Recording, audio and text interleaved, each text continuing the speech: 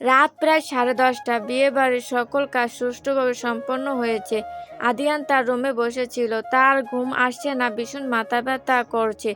গরম গরম এক কাপ কফি ছাড়া মাথা ব্যথা আর ক্লান্তি কিছুই দূর হবে না। আদিয়ান তার রুম থেকে বের হয়, সিঁড়ি দিয়ে নিচে নেমে যায়। বাড়ির ডাইনিং রুম জুড়ে এখন পিন নীরবতা। সকল আত্মীয় স্বজন ভীষণ ক্লান্ত, যার জন্য প্রত্যেকে রুমে বসে বিশ্রাম নিচ্ছে। শুধু কয়েকজন কাজের লোক ছাড়া অন্য কারো উপস্থিত নাই। আদিয়ান রান্নাঘরে যায়। উপস্থিত একজন কাজের মহিলাকে বলে, আমার মাথা ভীষণ ব্যথা করছে, এক কাপ কফি বানিয়ে দাও। ওকে ছাড়। ছাড়, আপনি কি কফি এখানে খাবেন, না আমার রুমে পাঠিয়ে দিও? ওকে ছাড়। আদিয়ান আর কথা বাড়ায় না, বড় বড় পা ফেলে সিঁড়ি দিয়ে উপরে চলে যায়। তবে আদিয়ান তার রুমে না গিয়ে ছাদে যাওয়ার উদ্দেশ্যে পা বাড়ায়। রুমে যেতে ইচ্ছে করছে না তার, আর ঘুমও আসছে না এখন। অন্যদিকে আবিহার রুমের দরজার বাহিরে উকি ঝুঁকি দিচ্ছে মেঘ।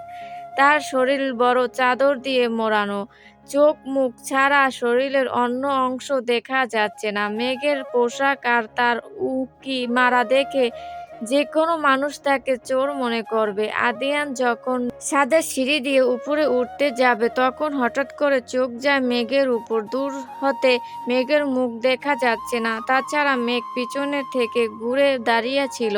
তার পরনে সাদা চাদর। রাতের বেলা অন্ধকারে এমন চাদর গায়ে দিয়ে আবিহার রুমের মধ্যে উকি ঝুঁকি কে দিচ্ছে? আদিয়ান সন্দেহ হয় কোথাও চোর নয় তো চুরি করার জন্য রুমে বাহিরে এমন করে দাঁড়িয়ে আছে।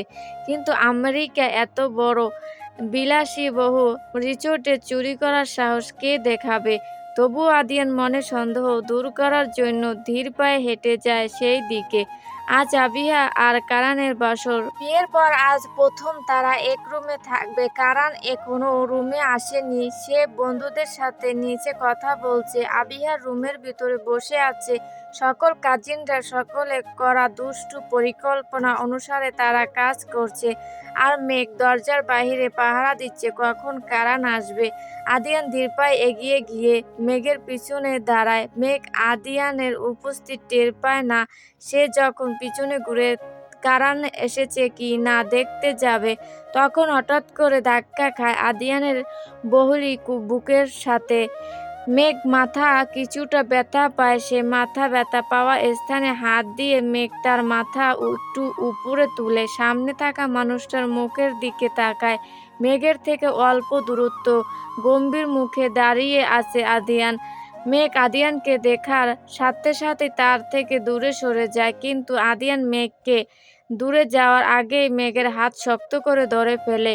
আদিয়ান বলে, মেঘ তুমি এত রাতে এখানে কি করছো, তাও আবার এমন চাদর মুড়ি দিয়ে? আর চোরের মতো এমন ঘরের ভিতর উকি দিচ্ছ কেন? আদিয়ানের কথা কি উত্তর দিবে এখন মেঘ? যদি মেঘ তার শয়তানি পরিকল্পনার কথা আদিয়ানকে বলে, তবে নিশ্চয়ই কাজিনদের মতো তাকেও রিসোর্টের বাইরে কান ধরে দাঁড় করিয়ে রাখবে, সাথে উঠবসও করবে। না না, মেঘ এই শীতের রাতে কান ধরে দাঁড়িয়ে উঠবস করতে পারবে না। আর রিসোর্টে এখন শত শত মানুষ রয়েছে। যদি কেউ মেঘকে উঠবস করতে দেখে নেয়, তবে তার মান সম্মান সব শেষ হয়ে যাবে। মেঘকে চুপচাপ দাঁড়িয়ে থাকতে দেখে আদিয়ান ধমকের সুরে বলে উঠে, কি হলো মেঘ, কথা বলছো না কেন? তুমি এত রাতে এখানে কি করছো? আদিয়ানের ধমক শুনে মেঘ হতমত খেয়ে যায়। সে দ্রুত তার মনের মধ্যে মিথ্যা অজুহাত সাজায়। এরপর সামান্য বাষ্পকণ্ঠে বলে উঠে, আদিয়ান ছাড়, আমি আসলে আবিহার সাথে দেখা করতে এসেছি। আবিহা তো রুমে আছে। রুমের ভিতরে না গিয়ে বাহিরে এমন চোরের মতো উকি ঝুঁকি দিচ্ছ কেন? চোরের মতো উকি দিব কেন? আসলে আজকে তো আবিহা আর কারান ভাইয়ের বাসর রাত, তাই একটু দেখার চেষ্টা করছিলাম। পড়াশোনা বাদ দিয়ে অন্যের বাসর দেখার চেষ্টা করছিলে তুমি মেঘ? পরশু দিন থেকে তোমার মেডিকেলের ক্লাস শুরু হয়ে যাবে। এখন যদি পড়াশোনা না করো তবে সিলেবাস কি করে শেষ করবে? ডক্টর হওয়া কি এত সহজ? এসব শয়তানি বাদ দিয়ে রুমে গিয়ে পড়াশোনা করো। যাও রুমে। হঠাৎ রুমের মধ্যে আদিয়ানের উপস্থিত দেখে কাজিনরা সকলে ভয় পেয়ে যায়। আদিয়ানকে প্রত্যেকে ভয় পায়। কাজিনরা ভয়ে থমথম খেয়ে বলে, আদিয়ান ভাইয়া তুমি? মেঘ তুই আদিয়ান ভাইয়াকে কেন নিয়ে এসেছিস? আরে আর কোনো উপায় ছিল না আমার। এখন সকলে তাড়াতাড়ি লুকিয়ে পড়, কারণ ভাই আসছে। মেঘের কথা শুনে সকল কাজিনরা দ্রুত লুকিয়ে পড়ে। মেঘ আদিয়ানের হাত ধরে তাকে দেয়ালের সাথে ঝুলন্ত পর্দার আড়ালে নিয়ে যায়। আদিয়ান মেঘের হাতের বন্ধন থেকে তার হাত ছাড়িয়ে নেয়। এরপর রাগী কণ্ঠে বলে উঠে, মেঘ কি করছো তুমি এইসব? আর পর্দার আড়ালে লুকিয়ে কি করবে তুমি? আদিয়ানের রাগী কণ্ঠ শুনে মেঘ বলে, আদিয়ান স্যার বকা পরে দিয়েন, এখন একটু চুপ করে থাকেন, না হলে আমার সব পরিকল্পনা নষ্ট হয়ে যাবে। পরিকল্পনা নষ্ট হয়ে যাবে মানে? কিসের পরিকল্পনা? মেঘ আদিয়ানকে কিছু বলতে যাবে তার আগেই দরজা খোলার শব্দ হয়। মেঘ বুঝতে পারে নিশ্চয়ই কারণ এসে পড়েছে। আদিয়ান যদি এখন কোনো কথা বলে তবে সব শেষ। তাই মেঘ দ্রুত আদিয়ানের মুখে চেপে ধরে। মেঘের এমন কাণ্ডে আদিয়ান অবাক হয়ে যায়। পুষ্পসজ্জিত বিছানায় বসে আছে আবিহা। মাথার তার ঘোমটা দেওয়া। ঘোমটার আড়ালে ঢাকা পড়েছে লাজুক রাঙা রূপবতী নতুন বউ। তার মনকে শত ভয় আর সংকোচ ঘিরে রেখেছে। ভয়ে তার সারা শরীর আষ্ট হয়ে গেছে। হাত পায়ে মৃত কাঁপন ধরছে। জীবনে প্রথমবার কোনো পুরুষের সাথে সে এক রুমে থাকবে। যদিও এই পুরুষ তার জন্য বৈধ, তার স্বামী, তবুও অষ্টাদশী কিশোরীর ন্যায় তার মন জুড়ে অজানা ভয় কাজ করছে। কারণ রুমে এসে দেখে বিছানা জুড়ে বসে আছে আবিহা। কারণ তার উপস্থিত বুঝাতে শব্দ করে দরজা বন্ধ করে দেয়। দরজার শব্দ শুনে আবিহার শরীর মৃত কেঁপে উঠে।